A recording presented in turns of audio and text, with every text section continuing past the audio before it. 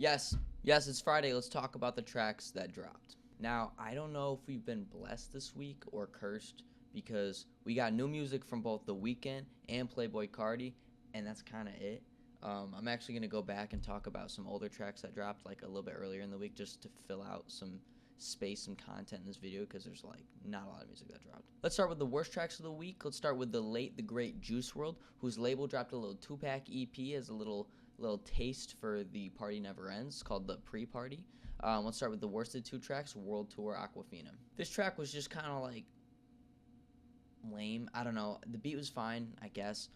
Juice WRLD, Juice WRLD just freestyles all the time. That's what I never thought was very intriguing about his music, was that he's a great freestyle, one of the best that ever lived, to be honest. But he would start cycling and recycling all the same lyrics, and that's kind of what I felt on here, and it wasn't even a good vocal performance.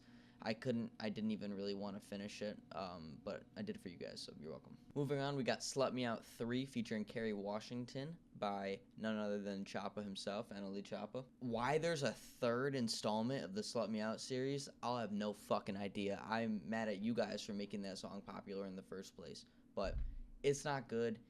They kept getting worse as it kept going on. Honestly, Slut Me Out 2 is pretty good, and Slut Me Out 1's fine. The third one is carried by Kerry Washington, who does the hook on it. It's just like, just let it die, bro. It's over. It's over. And finally, we got The Weeknd coming back with a single for his new upcoming album. This one's called Dancing in the Flames. It's awful.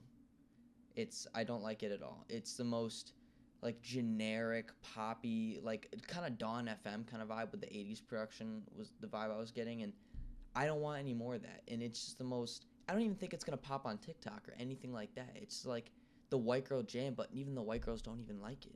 Now moving on to the okay tracks of the week, we got Tell Me featuring Chloe by Joey Badass. Chloe was fine on it, the beat was fine, he just didn't really flow well on it. The bars were okay, he didn't really talk about stuff, of substance that much, but he just didn't flow very well on it. It sounded like an amateur recording almost. I wasn't a huge fan of it, but I'm so excited for what we get from him in the future. Then we got Ferraris in the Rain with Schoolboy Q, released by The Alchemist. Everyone knows The Alchemist as being an amazing producer. He's been dropping great tracks this whole year, last year, every year. I don't think I've heard him rap before, and there's a reason he's a producer. He's fine, I guess, but once Schoolboy Q comes in, you're like, oh, this guy is the real rapper. He's here for a reason, you know what I'm saying? Production's great. Songs, it's just fine, Next, we got Off-White Rosé by Ferg, or ASAP Ferg, whatever you want to say. I'm pretty sure he dropped off ASAP. It's fine. He brings a lot of energy, good vibes, good bars, but I don't really love the production and the style. It's almost like a clubby kind of hit, and I was hoping for more of a hard-hitting or even a grimier kind of track from him. I'm excited for what he drops in the future, though, for sure. Next, I'm going to dig into the expanded edition of The Death of Slim Shady, just because I didn't want to spend a video covering this album. There's only 4 tracks, and one of them's in a little, like, skit, and one of them is Fuel without JID. Don't know why you'd even listen to that. And then the other 2 are fine. I'll talk about them. One of them here is Like My Shit featuring 15 After, which is fine. I think 15 After, I've never heard of him. I feel like Eminem's used to throwing artists that I don't know. It's really kind of disrespectful of him to put artists that I don't know on his tracks, but we'll talk about that another day. 15 After does a good job with the hook, I think, but Eminem, the bars are good, I guess. Like I like the lyrics. He just has like no energy. It's weird. I don't really know why you threw it on the expanded edition. He shouldn't have done an expanded edition to begin with, and this is just even weakening the Death of Slim Shady. Next, we got Time, the Lost Tapes from 2016 by Tory Lanez. I was just looking for music that dropped, and this is one of them. Gave it a listen, and it's Tory, so it's pretty good. I mean, he's been dropping really good heat from behind bars, literally. But it was good, though. It was good, and I'm always happy to hear new music from Tory. And then finally, we have a Leon Thomas track, Far-Fetched, with Ty Dolla $ign, which was good. I'm always excited to hear Leon Thomas just because, I followed him when he was like an actor on like Nickelodeon and Disney or whatever. But I was excited to hear this. It's fine. It's good. I'm excited to hear his album that's coming up. But Ty Dolla $ign does great. It's a good beat. It's a good song. It's just like, it's all right, For the best tracks of the week, let's start with Rod Wave, Passport Junkie. I'm a big Rod Wave fan, and so it's really excited to hear this single. You know, his album's coming out soon. Really excited for that. We got a Drake feature on that. That'll be interesting. His last singles and songs he's put on YouTube for this album have been like very specific production with a lot of like electronic pianos, and I'm not sure how I feel about like a whole album with that kind of production. We'll see though. It was a good song. I liked it. He really starts off pretty slow. You know, it's a good flow.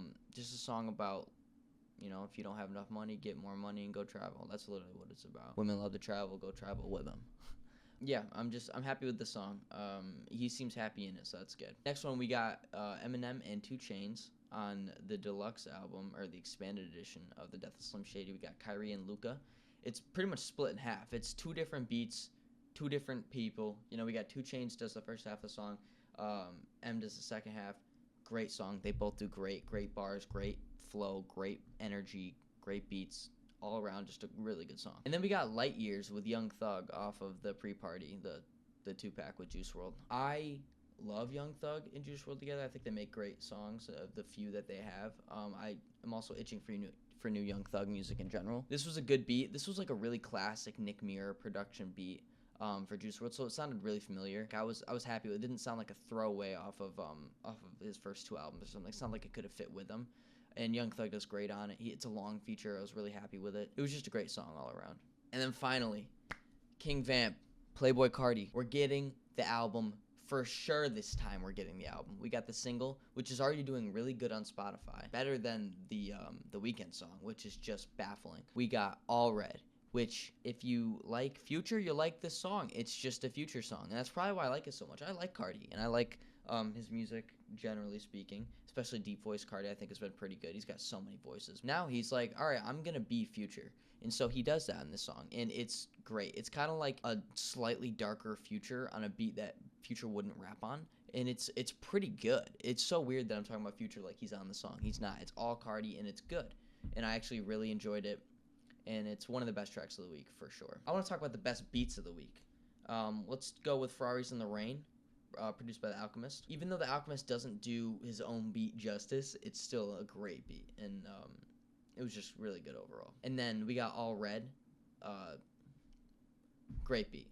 Filthy does the production. Well, Filthy, OG Volta, Lucian, Lucrative, and Twisco, but it's probably mainly Filthy. Just like really dark, like a really dark trap vibe, but like synthy. I just really liked it. It was perfect for Playboi Carti and Future, honestly. Perfect. They went together like a bread and butter. It was beautiful. The worst beat of the week definitely has to go to Dancing in the Flames. Now, I listened to it again in the middle of filming this. It's not like a awful song. It's definitely bottom 2 of my least favorite tracks of the week. It's just like the beat is so generic and lame, and I'm sick of the 80s production. It just sounds like music inspired by Stranger Things, like it'd be on a Stranger Things album or a soundtrack for a movie for Stranger Things. It's like that time frame, and I'm just so sick of music like that from him. I want it to be a little bit more modern. I didn't like it, and that's just how it is, but, you know. Alright, so those are my favorite and least favorite tracks of the week. I hope you guys liked it. I'm going to try to do this every week. This week wasn't the best to do it. I had to do it because of Carti and the Weeknd, but not a lot of people dropped. There's a lot of albums that dropped this weekend, so I'm really excited to go through those. I'll try to get through a few of those this week and put out videos for those. But leave a like if you liked the video. Please leave a like, and please subscribe, and leave a hate comment if you feel like it. And all right, I'll see you guys later.